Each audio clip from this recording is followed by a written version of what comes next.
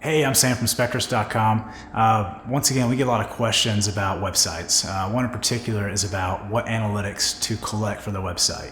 Specifically, if they don't have an e-commerce site, should they even worry about collecting data analytics? The short answer is yes. It's always important to collect data analytics for your website. The long answer is there's a lot of value even to non-e-commerce sites as to the type of data and how it can provide you insights for your business and what type of return on investment you receive from your website.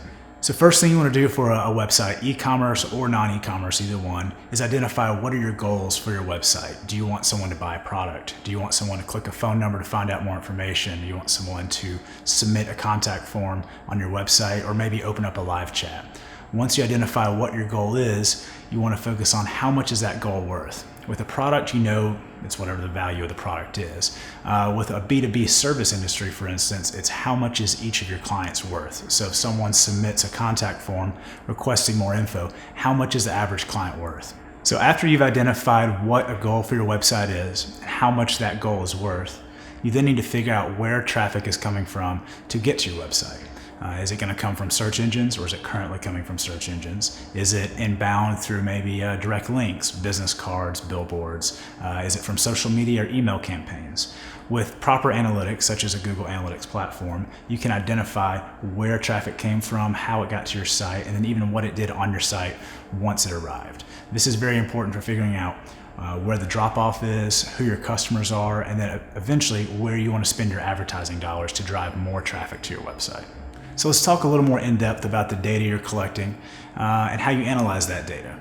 So of course we have e-commerce data, which you can track people purchasing products all the way to abandoned shopping carts, people that came back maybe from email campaigns that followed up, or even display ads with remarketing and how they saw that product later on a website, came back and renewed their shopping cart and successfully purchased the item.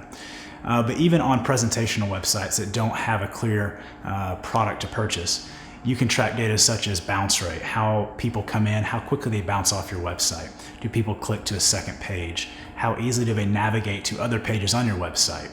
If it's a service industry, are they looking at case studies or testimonials before they make a decision to send a contact form request or call you on the phone? This sort of data helps you understand how your website's functioning, what you could do to make it better, and what sort of content your potential customers are really looking for in your website. So one thing we haven't really touched on yet is the difference in data from mobile, tablet, and desktop devices.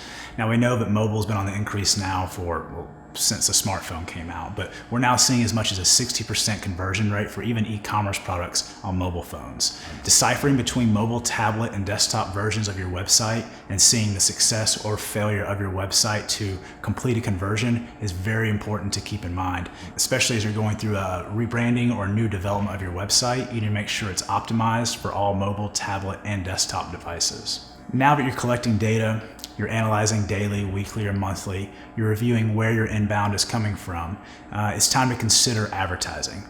Looking through all your data, you see where the traffic is currently coming from, and you need to think about how you can increase advertising dollars to drive more traffic.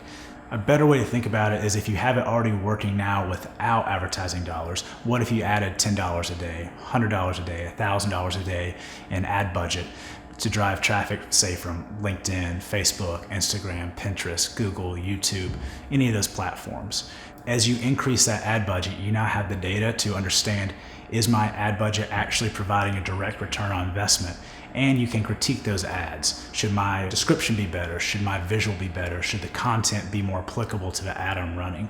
All of this comes in really handy when trying to identify, is my ad budget proper and am I making a return on investment? Even though digital advertising is definitely the lead form of advertising for plenty of businesses out there, there's still traditional advertising in the forms of radio, TV, billboard, and print. The challenging part is how you actually get some unique identifier from those traditional forms of advertising to your website. You can do this with unique URLs such as, say, yourwebdomain.com/some URL, that when they navigate from, say, a business card or a billboard or TV ad to that URL, you can then make an assumption they came from whatever ad ran that URL. This will give you some sort of insight as to what your return on investment would be for those typical forms of advertising. So if you'd like to learn more about how to make your website perform the best it can and really prove a return on investment, give us a shout. Also, look for more videos coming up as we talk more about websites, e-commerce, and how to build the best online presence possible.